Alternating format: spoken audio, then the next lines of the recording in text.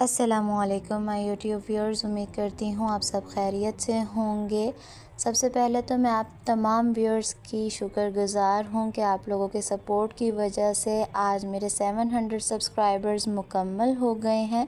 تو اسی کے ساتھ ہم اپنے ناول کی آج کے ایپیسوڈ سٹارٹ کرتے ہیں، لیکن ناول سٹارٹ کرنے سے پہلے میری آپ تمام ویورز سے ریکویسٹ ہے کہ پلیز میرے چینل انشا وائس کو سبسکرائب کیجئے، میری ویڈیوز کو لائک شیئر اور کمنٹ میں ریویوز لازمی دیں، اور ساتھ ہی ساتھ بیل آئیکن کو ہٹ کر دیجئے تاکہ آپ کو تمام اپڈیٹس وقت پر ملتی رہیں۔ شروع کرتے ہیں اپنا ناول جینے کی وجہ از قلم انشا، قسط نمبر 44۔ شام کی چمکتی کرنیں پہاڑوں کی چوٹیاں چوم رہی تھیں، ٹھنڈی ہوا میں جنگلی پھولوں کی مدھم خوشبو تیر رہی تھی۔ سامنے وادی نیچے پھیلی ہوئی تھی، لیکن جانان کی نظریں اس وادی پر نہیں تھیں۔ وہ خود میں سمٹی، شال کو کندھوں پر اور مضبوطی سے لپیٹے لکڑی کے بینچ کے ایک کونے پر بیٹھی تھی۔ ارشمان خاموشی سے اس کے ساتھ بیٹھا اسے دیکھ رہا تھا، اور پھر دھیرے سے اس نے جانان کی طرف دیکھتے ہوئے استفسار کیا، ٹھنڈ لگ رہی ہے؟ جانان نے صرف نفی میں سر ہلایا، نگاہیں نیچی تھیں، لب بھنچے ہوئے۔ جانان، اگر تم اسی طرح گم سم بیٹھی رہو گی تو مجھے تمہیں یہاں لانے کا کوئی فائدہ نہیں ہوا۔ ارشمان نے اسے پھر مخاطب کرتے ہوئے پوچھا۔ جانان نے چہرہ موڑا، آسمان کی طرف دیکھا، لیکن پھر بھی منہ سے کوئی لفظ نہ نکالا تھا۔ ارشمان کی سانس تھوڑی گہری ہوئی، وہ اور اس کے قریب ہوا اور شال کا دوسرا سرا لے کر اس کے گرد لپیٹنے لگا۔ جانان نے چونک کر اسے دیکھا اور پھر کہا، مجھے اتنی سردی نہیں لگ رہی، اور پھر دوبارہ سے خاموشی اختیار کر لی۔ لیکن جبکہ ارشمان اس کے ساتھ بیٹھا اسی کو دیکھ رہا تھا جو اس سے بالکل بے نیازی برت رہی تھی کہ تبھی مقامی گائیڈر ان کی طرف بڑھا۔ میڈم جی، یہاں سے تھوڑا اوپر ایک پوائنٹ ہے، اگر آپ کو شوٹ کرنا ہو یا… اس سے پہلے کہ وہ گائیڈر اپنی بات مکمل کرتا، ارشمان کی نظریں فوراً اس پر جم گئیں۔ وہ کہیں نہیں جا رہی، اس نے سخت لہجے میں کہا۔ گائیڈر چونکا، پھر تھوڑا جھجک کر پیچھے ہٹ گیا۔ ارشمان، جانان نے آہستہ سے کہا، جیسے اسے لگا کہ ارشمان نے کچھ زیادہ ہی سخت ری ایکشن دیا تھا، جبکہ اس گائیڈر نے ایسی کوئی بات نہیں کی تھی۔ ارشمان نے جانان کی طرف دیکھا اور پہلی بار اسے پورے دورانیے میں اس کے چہرے پر غصہ ابھرا۔ میں برداشت نہیں کر سکتا کوئی تمہیں اس طرح دیکھے یا تمہیں کوئی مخاطب کرے، تم صرف میری ہو، اس نے سرگوشی کی۔ جانان کی پلکیں لرزیں، اسے ارشمان کی آنکھوں میں سچ دکھائی دیا، ایسا سچ جو ڈرا بھی رہا تھا لیکن ایک انجانی جگہ پر اسے سکون بھی دے رہا تھا۔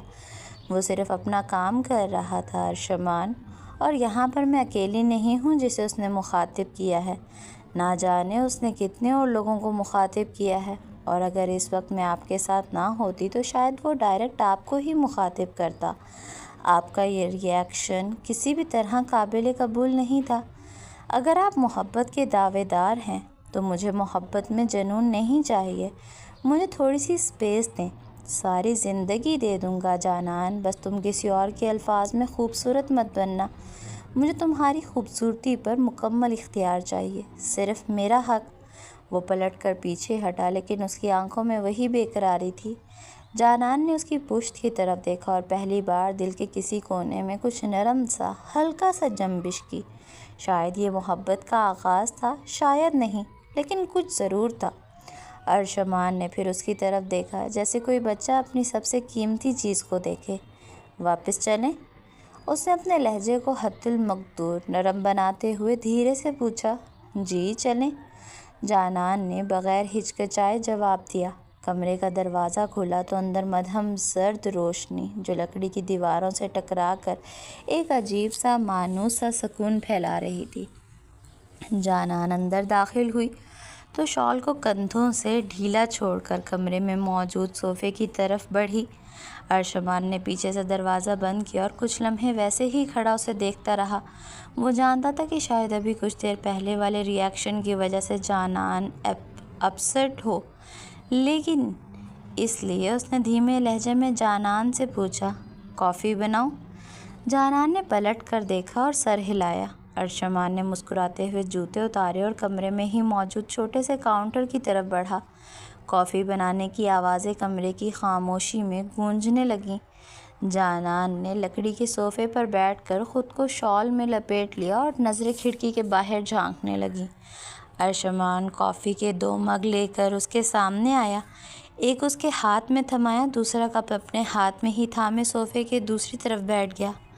جانان، وہ آہستہ سے بولا، اگر میں کبھی کچھ ایسا کر بیٹھوں جو تمہیں ناگوار لگے تو برا مت ماننا۔ دیکھو، میں مانتا ہوں کہ میں غصے کا تیز ہوں، مجھے رشتوں کی بھی قدر نہیں ہے اور میرے منہ میں جو آتا ہے میں بول دیتا ہوں، لیکن اس کے باوجود میں تم پر حکمرانی نہیں کرنا چاہتا۔ جب سے مجھے اس چیز کا احساس ہوا ہے کہ میں تم سے محبت کرتا ہوں، لیکن تمہارے آس پاس کوئی اور برداشت بھی نہیں ہوتا۔ جانان نے آہستہ سے کافی کی چسکی لی، پھر نظریں اس پر ٹک گئیں۔ ارشمان، چاہے جو بھی ہو، لیکن آپ کو اس گائیڈر کے ساتھ ایسے بات نہیں کرنی چاہیے تھی، وہ تو اپنا کام کر رہا تھا۔ ارشمان کی نظریں اس کے چہرے پر جم گئیں، کیونکہ وہ تمہیں دیکھ رہا تھا جانان، اور مجھے تم پر کسی کی بھی نظر برداشت نہیں ہے، تم میری ہو، میری جانان۔ جانان کی پلکیں جھک گئیں۔ محبت کا دعویٰ ایسے تو نہیں ہوتا ارشمان۔ وہ خاموشی سے بنا اس کی بات کا جواب دیے وہاں سے اٹھا، کافی کا مگ واپس کاؤنٹر پر رکھا اور واپس آ کر صوفے کے ایک کونے پر بیٹھ گیا۔ اس کے چہرے پر اب بھی بے قراری تھی، لیکن ضبط بھی۔ جانان نے پہلی بار نظر بھر کر اسے دیکھا، اس کی آنکھوں میں شدت تھی۔ اسے ارشمان کی آنکھوں میں اپنے لیے طلب نظر آئی تھی، اس لیے وہ مزید اس کی آنکھوں میں دیکھ نہ سکی اور فوراً سے اپنی جگہ سے اٹھی اور واش روم میں بند ہو گئی۔ رات کے کوئی 1 یا 2 بجے ہوں گے۔ باہر بارش کی ہلکی ہلکی پھوار شیشوں پر پڑ رہی تھی اور اندر لکڑی کی آگ مدھم ہو کر سرخ انگاروں میں بدل رہی تھی۔ گرمیوں کے موسم میں بھی یہاں پر اس حد تک سردی تھی کہ شال لازمی لینی پڑتی تھی، اور ہوٹل کے رومز میں نیچرل وے میں ہیٹنگ سسٹم دیا ہوا تھا۔ جانان نیند کی حالت میں بھی بے چین سی تھی۔ اس نے آدھی شال نیچے گرا دی تھی اور چہرے پر الجھن سی چھائی ہوئی تھی۔ شاید کمرے کی ٹھنڈ نے اسے جگا دیا تھا، یا شاید وہ خواب دیکھ رہی تھی۔ ارشمان، جو بیڈ کے دوسرے کنارے پر لیٹا نیند سے دور آنکھیں بند کیے ہوئے تھا، ہلکی سی آہٹ پر چونکا۔ جیسے ہی نگاہ جانان پر پڑی، دل بے ساختہ دھڑکنے لگا۔ وہ آہستگی سے اٹھا، اس کے قریب آیا اور شال دوبارہ اس پر ڈالنے لگا، لیکن جانان کی پلکیں لرزیں۔ وہ آہستہ سے بولی، ارشمان، یہی ہوں میری جان۔ اس کی آواز میں نرمی تھی، بے پناہ نرمی۔ جانان نے آنکھیں کھول دی۔ ارشمان اس کی نظروں میں جھانک رہا تھا۔ اسے جانان کی آنکھوں میں خوف نظر آیا تھا، جیسے وہ کسی برے خواب کے زیر اثر ہو۔ مجھے تھوڑا ڈر لگ رہا ہے، جانان نے آہستہ سے کہا۔ ارشمان کی دھڑکن جیسے تیز ہو گئی ہو، مگر وہ پرسکون رہا۔ ارشمان نے بنا کچھ کہے اسے اپنے حصار میں لیتے ہوئے آہستگی سے اس کے بالوں کو کان کے پیچھے کیا اور پھر اس کے بالکل قریب بیٹھ گیا۔ جانان نے نظریں چرا لیں، مگر دل کی دھڑکن تیز ہو گئی۔ اسے یہ بات معلوم تھی کہ ارشمان نے اسے اس رشتے کو سمجھنے کے لیے کم ہی وقت دیا تھا، لیکن اس کے باوجود نہ جانے کیوں، لیکن اسے ایسا لگتا تھا کہ ارشمان اس کی اجازت کے بغیر اس رشتے کو آگے نہیں بڑھائے گا۔ ارشمان نے ہاتھ بڑھایا، آہستگی سے اس کی ہتھیلی تھامی اور اس کے ہونٹوں پر چھوٹی سی گستاخی کی۔ جانان نے پلکیں جھکائیں، ہچکچاتے ہوئے کہ صرف ارشمان ہی کہا تھا، کہ ارشمان نے آہستگی سے اسے اپنی باہوں میں لیا۔ کوئی ہوس، کوئی دعویٰ، کوئی گرفت نہیں تھی، صرف ایک پناہ تھی۔ جانان کا سر اس کے سینے سے لگا ہوا تھا، اس کے دل کی دھڑکن اتنی تیز تھی کہ دونوں کو سنائی دے رہی تھی، اور پھر اپنے آپ پر ضبط کھوتے اگلے ہی لمحے جب ارشمان کے ہاتھ بے ساختہ اس کی پشت پر پھسلے تو جانان نے سہم کر خود کو تھوڑا پیچھے کھینچ لیا۔ ارشمان، وہ آہستگی سے بولی، مگر اس کی آواز میں ایک ہچکچاہٹ تھی۔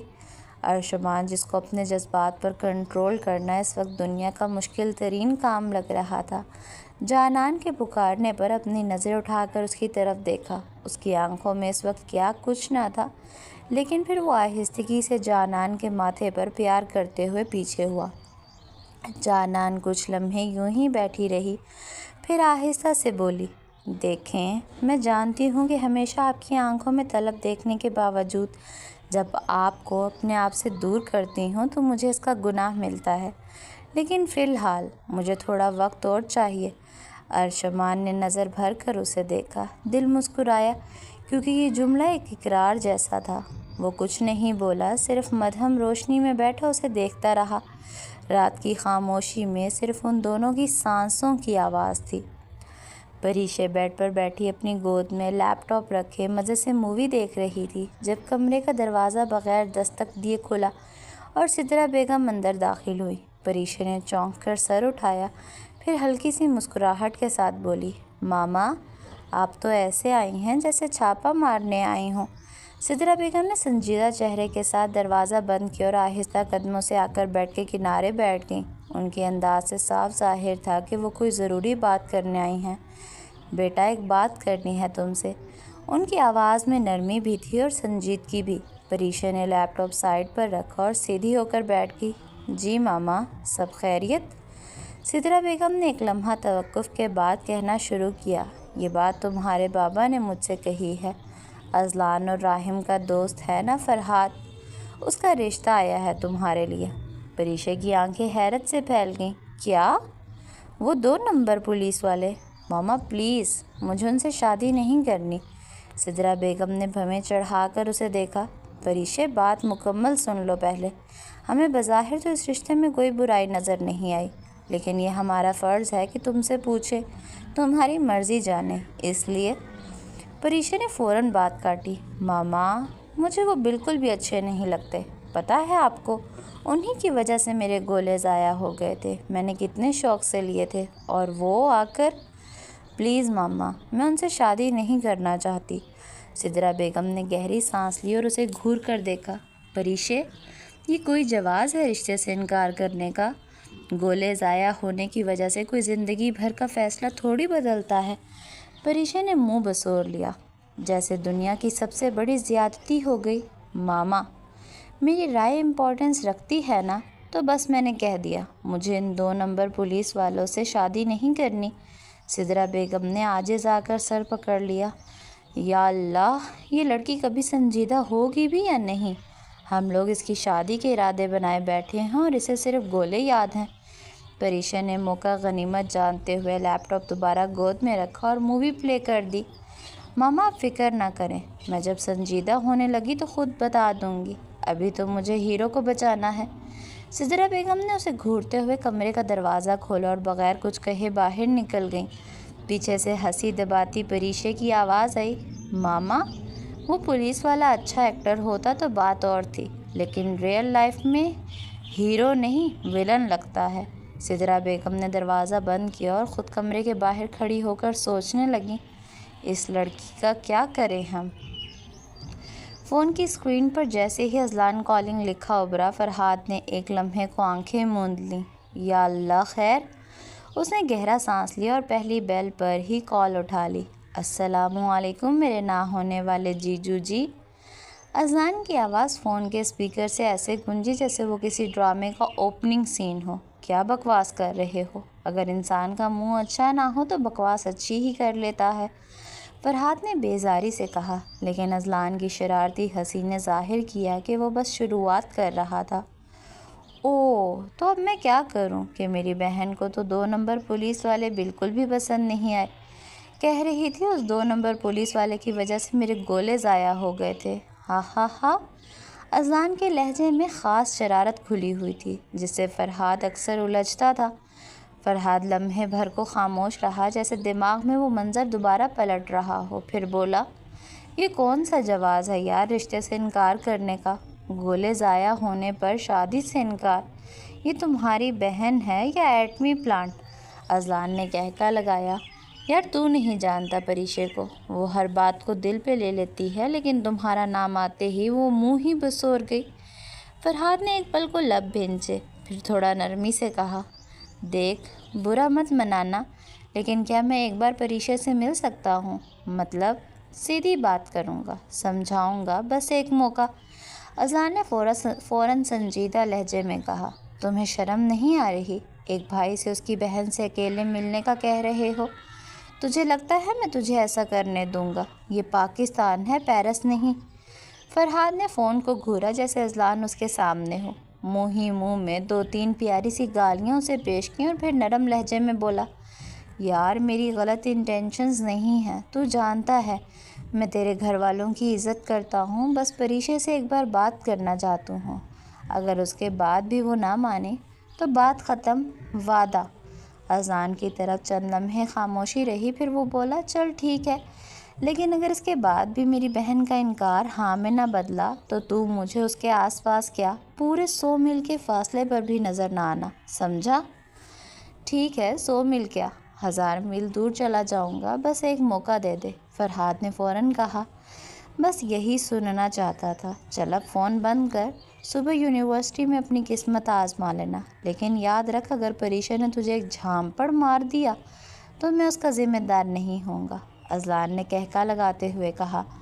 اذان کا کہکا سن کر فرحاد نے ہلکی سی گالی دانتوں تلے دبائی اور فون بند کر دیا۔ وہ جانتا تھا کہ اذان مذاق کر رہا ہے، لیکن پریشے اس کی پیش گوئی کرنا کسی نیوکلیئر کوڈ کو سمجھنے سے کم نہ تھا۔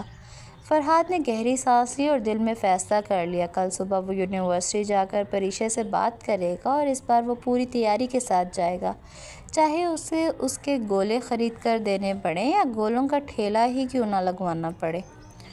صبح کے وقت کمرے میں ایک عجیب سی خاموشی تھی۔ دانین اپنے بستر پہ بیٹھی چپ چاپ اپنے ہاتھوں کی انگلیوں سے کھیل رہی تھی جب ڈریسنگ روم کا دروازہ دھیرے سے کھلا اور راہم اندر داخل ہوا۔ اس کے چہرے پر ہلکی سی مسکراہٹ تھی۔ آج تیار رہنا، تقریباً 12 بجے میں تمہیں لینے آؤں گا، راہم نے نرم لہجے میں کہا۔ دانین نے چونک کر اس کی طرف دیکھا مگر کچھ بولی نہیں۔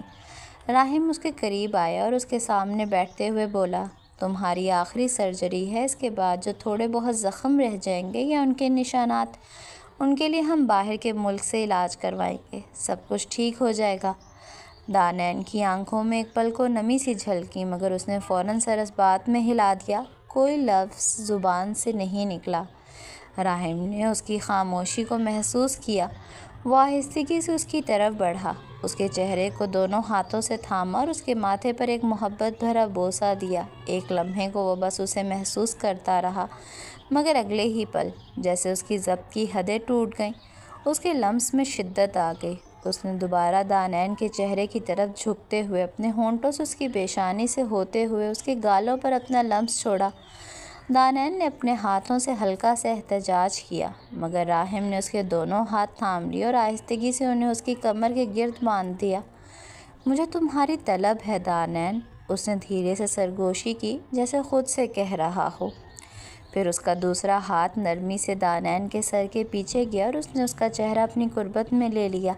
اس کے ہونٹوں نے دانین کے گالوں، اس کی تھوڑی، اس کی جبیں، اس کے ہونٹوں پر ایسے لمس چھوڑے جیسے وہ ہر زخم کو مٹا دینا چاہتا ہو، جبکہ دانین کا چہرہ راہم کے لمس کی وجہ سے سرخ قندھاری ہو چکا تھا۔ لیکن راہم نے تو جیسے قسم کھائی ہوئی تھی کہ وہ پیچھے نہیں ہٹے گا، یا شاید طلب ختم ہونے کے بجائے مزید بڑھ رہی تھی۔ دانین کی سانسیں بے ترتیب ہو چکی تھیں مگر وہ کچھ بولی نہیں۔ وہ جانتی تھی کہ اگر اس نے راہم کو پیچھے کرنے کی کوشش کی یا اپنے آپ سے دور جھٹکا تو شاید اس کے لیے یہ چیز بہتر نہ ہو۔ وہ صرف اپنی چاہت جتا رہا تھا، اپنی بے بسی، اپنی محبت، اپنی تڑپ، لیکن دانین کو یہ چیز بالکل بھی اچھی نہیں لگ رہی تھی۔ کچھ دیر بعد راہم آہستگی سے پیچھے ہوا۔ اس نے دانین کے گال کو ہلکے سے تھپتھپایا جیسے یقین دلا رہا ہو کہ سب کچھ ٹھیک ہو جائے گا، پھر خاموشی سے اٹھا، دروازے کی طرف بڑھا اور بغیر کچھ کہے کمرے سے باہر نکل گیا۔ پیچھے دانین ابھی تک اپنی آنکھیں بند کیے اپنی سانسوں کو اعتدال پر لانے کی کوشش کر رہی تھی۔ فرحاد یونیورسٹی کے گیٹ سے اندر داخل ہوا تو اس کا چہرہ سنجیدہ تھا، وردی آج بھی اس کے جسم پر کچھ زیادہ ہی رعب ڈال رہی تھی۔ اس نے سیدھا پرنسپل آفس کا رخ کیا، دروازے پر ہلکی سی دستک دی اور اجازت ملنے پر اندر داخل ہو گیا۔ السلام علیکم سر۔ پرنسپل نے سر اٹھا کر اجازت مانگنے والے کو دیکھا، وردی کو دیکھ کر تھوڑا محتاط انداز اپنایا۔ وعلیکم السلام، جی فرمائیں۔ سر مجھے ایک اسٹوڈنٹ سے ملنا ہے، نام ہے پریشے۔ پرنسپل نے بھویں اٹھا کر فرحاد کو غور سے دیکھا اور اسے استفسار کیا، کوئی خاص وجہ؟ وہ فرحاد سے عزت سے پیش آ رہے تھے کیونکہ کافی دفعہ فرحاد اپنے کیسز کی وجہ سے یہاں آتا جاتا رہتا تھا۔ فرحاد نے مختصر انداز میں کہا، ذاتی معاملہ ہے سر، بات ضروری ہے۔ پرنسپل نے کچھ لمحے سوچا، پھر انٹرکام پر کسی کو کال کی، پریشے BS انگلش کی اسٹوڈنٹ کو آفس میں بھجوا دیں۔ انٹرکام پر ہدایت دینے کے بعد پرنسپل آفس سے نکل گئے تھے۔ کچھ ہی دیر گزری تھی کہ دروازہ کھلا اور پریشے اندر داخل ہوئی۔ اندر قدم رکھتے ہی جیسے اس کی نظریں فرحاد پر پڑیں وہ ٹھٹکی اور پلٹنے لگی۔ پریشے! فرحاد ایک جھٹکے سے کھڑا ہوا، تیز قدموں سے آگے بڑھا اور دروازہ بند کرتا ہوا اسے دیوار کے ساتھ پن کر گیا۔ پریشے کا چہرہ حیرت سے کھلا کا کھلا رہ گیا۔ آپ ہی کیا کر رہے ہیں؟ یہ تو تمہیں بتانا چاہیے، رشتے سے انکار کیوں کیا؟ اس کی آواز میں سختی تھی، آنکھیں جیسے شعلے برسا رہی تھیں۔ پریشے نے سینہ تان کر کہا، میری مرضی، اور ویسے بھی آپ مجھے پسند نہیں ہیں۔ میں اس سے شادی کروں گی جو مجھے پسند ہوگا۔ فرحاد کا جبڑا بھینچ گیا۔ خبردار، جو اپنے منہ سے کسی اور کا نام لیا یا سوچا بھی، جان سے مار دوں گا۔ فرحاد کا ری ایکشن دیکھنے کے بعد پریشے کا دل دھڑکنا بھول گیا۔ پل بھر کو ساکت ہو گئی، پھر اٹکتے ہوئے بولی، پیچھے ہٹیں، آپ مجھے اس طرح ٹریٹ نہیں کر سکتے۔ فرحاد نے اس کے چہرے کے قریب جھک کر سرد لہجے میں کہا، خاموشی سے جب گھر میں تم سے پوچھیں تو ہاں کر دینا۔ آپ زبردستی نہیں کر سکتے۔ میں نے اگر کہہ دیا کہ مجھے آپ سے شادی نہیں کرنی تو بس نہیں کرنی۔ میں نے جو کہنا تھا کہہ دیا۔ اگر مثبت جواب نہ آیا تو مجھ سے برا کوئی نہیں ہوگا۔ یاد رکھنا، شادی تو تمہاری مجھ سے ہی ہوگی، اس لیے بنا تماشے کے سیدھی طرح ہاں کر دو۔ پریشے نے ہونٹ چبائے غصے سے کہا، میں آپ سے کبھی شادی نہیں کروں گی، آپ نے میرے گولے ضائع کیے تھے۔ فرحاد کی آنکھوں میں شرارت در آئی۔ پریشے، دیکھو، صرف 2 گولے گرائے تھے، روزانہ 10 لا دوں گا، بس ہاں کر دو۔ پریشے نے آنکھیں چھوٹی کیں، واقعی؟ ہاں سچ میں، جو کہو گی وہ لا دوں گا۔ پریشے نے معصومیت سے کہا، میں جو کہوں گی آپ وہ مانیں گے؟ ہاں، بلکہ ایسا کرو، جو باتیں منوانی ہیں وہ لکھ کر دو، میں سائن بھی کر دوں گا۔ کانٹریکٹ سائن کریں گے؟ بس ہاں کر دو۔ پریشے کے چہرے پر پہلی بار ہلکی سی مسکراہٹ آئی۔ ٹھیک ہے، میں سب شرائط لکھ کر دوں گی، اور آپ جب تک اس پر سائن نہیں کریں گے میں رشتے کے لیے ہاں نہیں کروں گی۔ فرحاد نے سکون کا سانس لیا، چلو یہی کافی ہے۔ اس نے نرمی سے اس کے ماتھے پر عزت سے بوسہ دیا، پھر دروازہ کھولا اور خاموشی سے باہر نکل گیا۔ پریشے کچھ لمحے وہیں کھڑی رہی، پھر جیسے ہوش میں آئی، لبوں پر زندگی سے بھرپور مسکراہٹ نمودار ہوئی، اور ساتھ ہی یہ سوچ بھی آئی کہ وہ اپنی کانٹریکٹ میں کون سی شرائط درج کرے۔ راہم اپنی گھڑی پر ایک نظر ڈال کر سامنے پڑے لیپ ٹاپ کی اسکرین پر جھک گیا۔ چند ضروری فائلز کے درمیان الجھا ہی تھا کہ فون کی اسکرین ایک مانوس نام سے روشن ہوئی، صدیقی۔ راہم کے لبوں پر ایک ہلکی سی طنزیہ مسکراہٹ ابھری، جیسے کسی پرانے تماشے کا پردہ دوبارہ اٹھنے لگا ہو۔ اس نے ذرا بھی جلدی کیے بغیر کال اٹینڈ کی۔ راہم، آواز بلند تھی، پریشان اور غصے سے بھری ہوئی تھی، میں تمہیں کتنے دنوں سے کال کر رہا ہوں، آخر بتا کیوں نہیں دیتے کہ میری بیٹی کہاں ہے؟ راہم نے چہرے سے مسکراہٹ نہیں ہٹائی، نرم لہجے سے زہر اگلا، صدیقی صاحب، میں آپ کو کتنی بار کہہ چکا ہوں کہ مجھے آپ کی بیٹی کے بارے میں کچھ علم نہیں، تو آپ بار بار مجھے، ایک شریف اور مصروف انسان کو کیوں تنگ کر رہے ہیں؟ اگر اب کی بار آپ کی کال آئی تو میں قانونی ایکشن لوں گا، اور پلیز اسے خالی دھمکی مت سمجھیے گا۔ دوسری طرف چند لمحے کی خاموشی چھائی رہی، پھر صدیقی کی آواز دھیمی مگر منت بھرے لہجے میں ابھری، راہم، مجھے یقین ہے کہ لائبہ تمہارے پاس ہی ہے۔ دیکھو، میں مانتا ہوں اس سے غلطی ہو گئی، وہ بیوقوف تھی، ضدی تھی، لیکن وہ میری بیٹی ہے، پلیز تم اسے چھوڑ دو۔ میں قسم کھاتا ہوں اسے لے کر اس ملک سے چلا جاؤں گا، تمہیں دوبارہ کبھی اس کا نام سننے کو نہیں ملے گا۔ راہم کی مسکراہٹ اب مکمل سنجیدگی میں ڈھل گئی، آواز میں سختی آئی، جیسے ہر لفظ پتھر کی طرح گر رہا ہو۔ غلطی؟ نہیں صدیقی صاحب، اسے غلطی مت کہیے، اسے گناہ کہیے، ایک سنگین گناہ۔ آپ کو اندازہ بھی ہے کہ آپ اور آپ کی بیٹی کی وجہ سے میری بیوی نے کتنے دن اذیت میں گزارے ہیں۔ اس نے پل بھر کو سانس لیا اور پھر آہستہ مگر قاتل انداز میں بولا، آپ کے لیے شاید کسی کو تکلیف میں دیکھنا عام سی بات ہوگی، میرے دل میں وہ لمحے سلگتے ہیں جب میری بیوی کی آنکھیں سوال کرتی تھیں اور میرے پاس جواب نہیں ہوتے تھے۔ آپ کی بیٹی نے مجھے برباد کرنے کی پوری کوشش کی۔ راہم کی آواز میں اب تپش تھی، جیسے ضبط کے بندھن اب ٹوٹنے کو ہوں۔ جب تک میں اس کی اذیت کے ایک ایک سیکنڈ کا حساب نہیں لے لیتا، میں نے آپ کو معاف کروں گا اور نہ ہی آپ کی بیٹی کو۔ اتنا کہہ کر راہم نے بغیر ایک لفظ سنے فون کھٹاک سے بند کیا، جیسے یہ لمحہ اس کے صبر کا آخری سہرا تھا۔ اگلے لمحے وہ فون اٹھا کر زور سے سامنے میز پر پٹک چکا تھا۔ فون کی اسکرین پر اب بھی صدیقی کا نام جھلک رہا تھا، جیسے ابھی بھی کچھ کہنا باقی ہو، لیکن راہم کے لیے سب کچھ ختم ہو چکا تھا۔ وہ صرف اپنی بیوی کے آنسوؤں کا حساب لینا چاہتا تھا، اور یہ حساب اب لفظوں سے نہیں، عمل سے چکایا جانا تھا۔ اذلان جیسے ہی تھکے ہارے قدموں کے ساتھ گھر میں داخل ہوا کہ ماہنور کی آواز اس کے کانوں میں پڑی، مجھے شاپنگ پر لے جائیں گے؟ اذلان نے گہرا سانس لیا، کندھے جھٹک کر جواب دیا، یار ماہنور، میں ابھی تھکا ہارا آیا ہوں، ویکینڈ پہ چلیں گے، تم آرام سے شاپنگ کر لینا۔ ماہنور نے فوراً ناک چڑھا کر کہا، پلیز لے جائیں نا۔ اذلان نے صوفے کی طرف بڑھتے ہوئے شرارتی انداز میں کہا، ماہنور یار پلیز کچھ تو شوہر کا احساس کرو، شوہر تھکا ہارا گھر آیا ہے، بجائے اس کی خدمتیں کرنے کے تم اسے باہر لے جانا چاہتی ہو۔ اس کا یہ کہنا تھا کہ ماہنور نے فوراً منہ پھلا لیا اور صوفے کے ایک کونے میں جا کر بیٹھ گئی اور خاموشی اختیار کر لی، جیسے دنیا کی سب سے بڑی ناانصافی ہو گئی ہو۔ اذلان جو بس تھوڑی سی چالاکی سے اپنی تھکن کا فائدہ اٹھانا چاہ رہا تھا، یہ منظر دیکھ کر فوراً ہڑبڑا گیا۔ اس کی تو جان ہی جیسے نکل گئی۔ او ہو میری جان! وہ جلدی سے اس کے پاس آ کر بیٹھا۔ میں تو مذاق کر رہا تھا، اگر میں اپنی اتنی پیاری بیوی کو شاپنگ پر نہیں لے کر جاؤں گا تو اور کون لے کر جائے گا؟ ماہنور نے ہنوز ناراضگی کے ساتھ رخ موڑے رکھا، مجھے کوئی ضرورت نہیں ہے آپ کے ساتھ جانے کی، اور ویسے بھی آپ تھکے آ رہے ہیں نا، تو جا کر ریسٹ کریں۔ اذلان نے اس کی بات پر خفگی سے ہاتھ جوڑنے والے انداز میں کہا، اچھا میری پیاری سی بیوی، میری میری جان، میری سب کچھ، پلیز ایسے نہ بولو۔ ماہنور نے برا سا منہ بنا کر بات آگے بڑھائی، اور ویسے بھی میں آپ کو بتاتی چلوں، آج میں پریشے کے روم میں سوں گی۔ یہ سنتے ہی جیسے اذلان کے قدموں تلے زمین نکل گئی ہو۔ کیا مطلب؟ اسے فوراً اسے بازوؤں سے پکڑا تھا۔ ماہنور یار ایسے مت کہو، میری رات خراب ہو جائے گی۔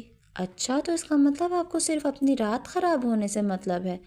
ماہنور نے اپنی آئی برو ریز کرتے ہوئے کہا، اچھا سوری یار، واقعی بہت تھکا ہوا تھا، لیکن تمہاری فرمائش سر آنکھوں پر۔ چلو ابھی چلتے ہیں، بلکہ میں تو سوچ رہا تھا کہ تمہارے ساتھ ایک کافی بھی پی لوں گا، تمہیں تمہارے فیورٹ ڈریسز بھی دلواؤں گا۔ ماہنور نے بھویں اچکائیں، اور جو پچھلی بار رنگ کا کہا تھا وہ تو میں کل لے آتا، لیکن تمہیں پتہ ہے نا کہ مصروفیات کی وجہ سے میں لانا بھول گیا، اور ویسے بھی اب تو تم میرے ساتھ ہی جا رہی ہو نا، تو وہاں جو دل کرے وہ لے لینا، کچھ نہیں چاہیے۔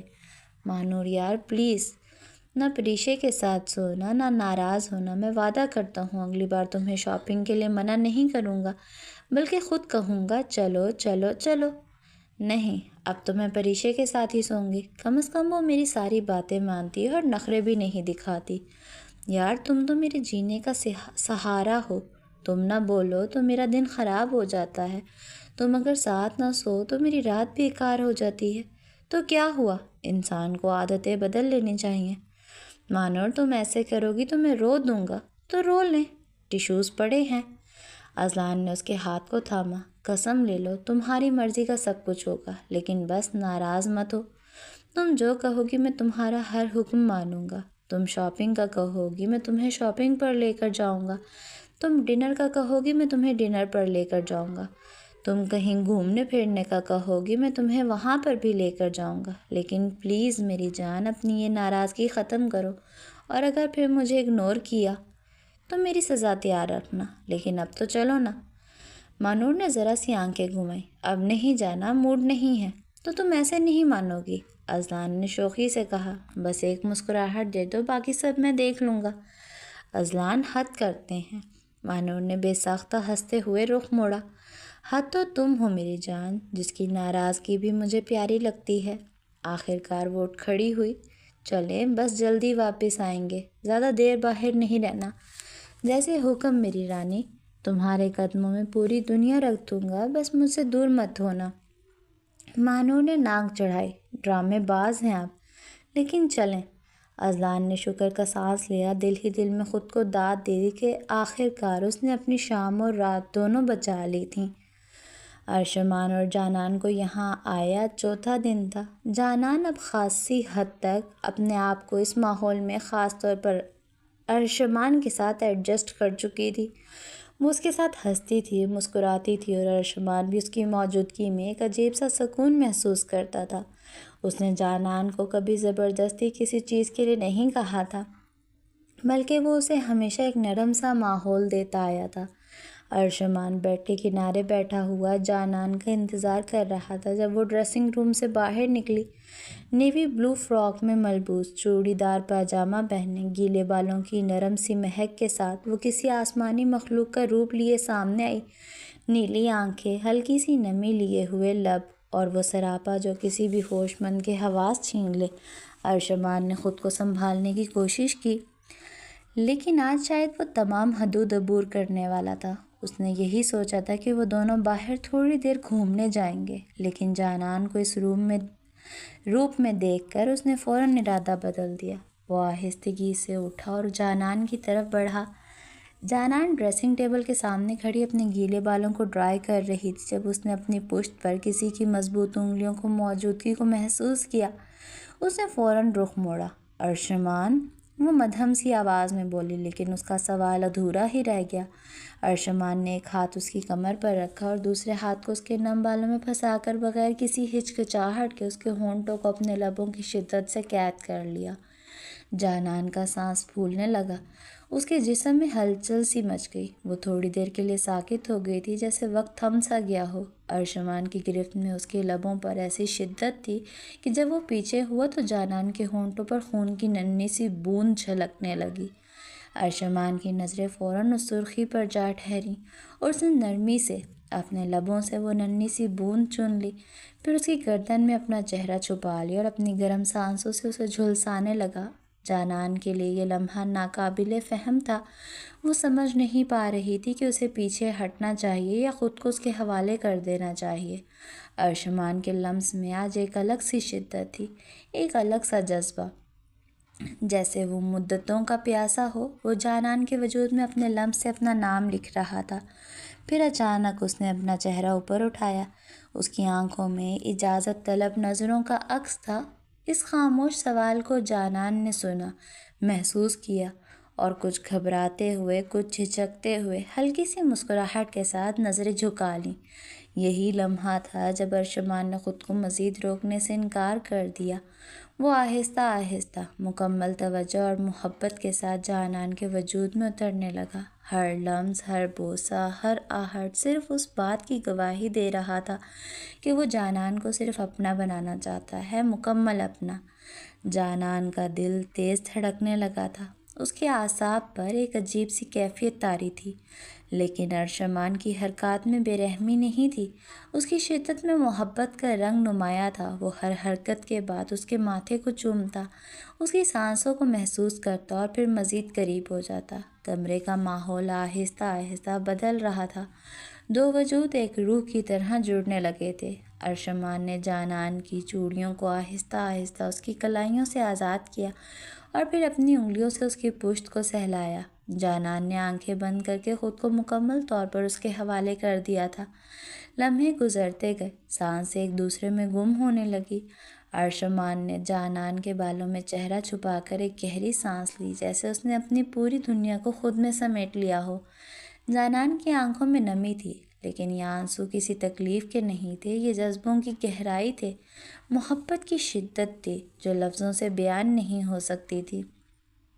ارشمان نے آہستہ سے اس کی تھوڑی کو پکڑ کر چہرہ اوپر کیا۔ جانان، اس کی آواز میں محبت، احترام اور طلب سب کچھ یکجا تھا۔ جانان نے نظریں اٹھا کر اسے دیکھا اور ایک بار پھر نظریں جھکا لیں۔ وہ لمحہ، وہ خاموشی سب کچھ کہہ گئی تھی، اور ارشمان جانان کی روح میں، اس کی سانسوں میں اتر گیا۔ یہ لمحہ، یہ رات ان دونوں کی زندگی کا وہ لمحہ بن گئی جس نے انہیں ایک دوسرے کے لیے مکمل کر دیا تھا۔ ارشمان نے آج صرف جانان کو چھوا نہیں تھا بلکہ اسے محسوس کیا تھا، سمجھا تھا اور اسے اپنی روح کا حصہ بنا لیا تھا۔ یہ ایک شام دو دلوں کے درمیان عمر بھر کے بندھن کی شروعات تھی۔ راحم نے اپارٹمنٹ کا دروازہ کھولا اور سیدھا بیسمنٹ کی طرف بڑھا۔ لائبہ کرسی پر بیٹھی تھی، رسیوں میں جکڑی، کمزور، بکھری ہوئی سی۔ اس کا چہرہ سوجا ہوا تھا، چہرے پر کئی چھوٹے چھوٹے کٹس لگے ہوئے تھے، جبکہ ہونٹ پپڑی کی طرح سوکھ چکے تھے۔ صاف واضح ہو رہا تھا کہ اس نے کئی دنوں سے کھانا اور پانی نہیں پیا۔ اس نے چونک کر راحم کو دیکھا۔ حیرت، صدمہ اور بے یقینی اس کی آنکھوں میں واضح تھے۔ اس کے ہونٹ کپ کپائے۔ تم؟ راحم نے بنا جواب دیے ایک کرسی کھینچی اور اس کے سامنے بیٹھ گیا۔ پیچھے کھڑی عورت کو اشارہ کیا۔ وہ فوراً آگے آئی، لائبہ کے بالوں کو مٹھی میں جکڑا اور زور سے کھینچ کر اس کا چہرہ اوپر کیا۔ لائبہ کی چیخ بیسمنٹ میں گونجی۔ راحم نے بغیر پلک جھپکائے اس کے چہرے کو دیکھا۔ درد ہو رہا ہے نا؟ تکلیف ہو رہی ہے؟ اس کا لہجہ ٹھنڈا تھا، لیکن یہ تکلیف اس درد کے سامنے کچھ بھی نہیں جو تم نے میری جان سے عزیز بیوی کو دیا۔ لائبہ کی آنکھوں میں آنسو تیرنے لگے۔ میں نے کچھ نہیں کیا، پلیز۔ اس کے یوں دیدہ دلیری سے جھوٹ بولنے پر راحم نے ہاتھ اٹھا کر عورت کو اشارہ کیا۔ اس نے فوراً ایک زوردار تھپڑ لائبہ کے منہ پر دے مارا۔ کرسی الٹ گئی، لائبہ زمین پر گری۔ اس کا ہونٹ پھٹ چکا تھا، گال پر انگلیوں کے نشان ابھر آئے تھے۔ راحم اٹھ کھڑا ہوا اور اس عورت کی طرف دیکھا۔ 2 دن تک اسے نہ کھانا دینا ہے نہ پانی۔ عورت نے خاموشی سے سر ہلایا۔ راحم مڑا اور بیسمنٹ سے باہر نکلتا چلا گیا، جبکہ اس بیسمنٹ کی خاموشی میں صرف لائبہ کی سسکیاں گونج رہی تھی۔ یہاں ہوتی ہے ہماری آج کی ایپیسوڈ کا اختتام۔ امید کرتی ہوں کہ آپ کو آج کی ایپیسوڈ پسند آئی ہوگی۔ مزید اس ناول کو پڑھنے کے لیے پلیز میرے چینل انائشہ وائس کو سبسکرائب کیجیے، میری ویڈیوز کو لائک، شیئر اور کمنٹ میں ریویوز لازمی دیں، اور ساتھ ہی ساتھ بیل آئیکن کو ہٹ کر دیجیے تاکہ آپ کو تمام اپڈیٹس وقت پر ملتی رہیں۔ اور جیسا کہ میں نے آپ لوگوں سے کہا ہوا ہے کہ جیسے ہی 1K سبسکرائبرز کا ٹارگٹ مکمل ہوگا تو میں نے آپ لوگوں کے لیے ایک بہت ہی دلچسپ ناول لکھ کر رکھا ہوا ہے۔ انشاءاللہ وہ میں اپلوڈ کروں گی اور امید کرتی ہوں کہ آپ کو وہ ناول بھی پسند آئے گا۔ تو اس ناول کو پڑھنے کے لیے جلد از جلد ٹارگٹ کو مکمل کیجیے۔ انشاءاللہ جلد ملیں گے اسی ناول کی نیکسٹ ایپیسوڈ کے ساتھ۔ تب تک کے لیے اللہ حافظ۔ خود بھی خوش رہیں اور اپنے ارد گرد رہنے والے لوگوں کو بھی خوش رکھیں۔